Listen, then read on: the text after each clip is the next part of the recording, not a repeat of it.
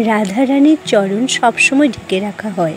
বছরে মাত্র একদিন রাধারানীর চরণ দর্শন করা যায়। সেই দিনটি কবে আর কেনই বা একদিন ছাড়া আর অন্যদিন রাধারানীর চরণ দর্শন করা যায় না? আসুন আর জেনে নেওয়া যাক। একদিন রাধা ও কৃষ্ণ রাসলীলা করে ফিরে আসছিলেন। হঠাৎ শ্রীকৃষ্ণ চোখ রাধারানীর পায়ের উপরে পড়ে। রাধারানীর পায়ে তখন ব্রজের ধুলো লেগেছিল। শ্রীকৃষ্ণ যমুনা নদীর কাছে গিয়ে রাধারানীর চরণ ধুয়ে দিতে চান, কিন্তু রাধারানী নানা অজুহাতে কৃষ্ণের কথা এড়িয়ে যাচ্ছিলেন।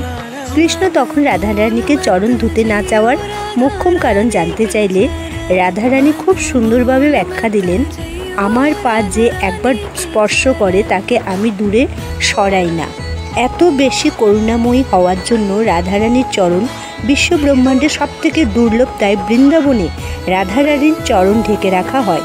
শুধুমাত্র গোপ অষ্টমীর দিন এই একদিন মাত্র রাধারানীর চরণ দর্শন করা যায়। গোপ অষ্টমী কী, কেন এই দিন রাধারানীর চরণ দর্শন করা যায়, আগামী ভিডিওতে জানাবো।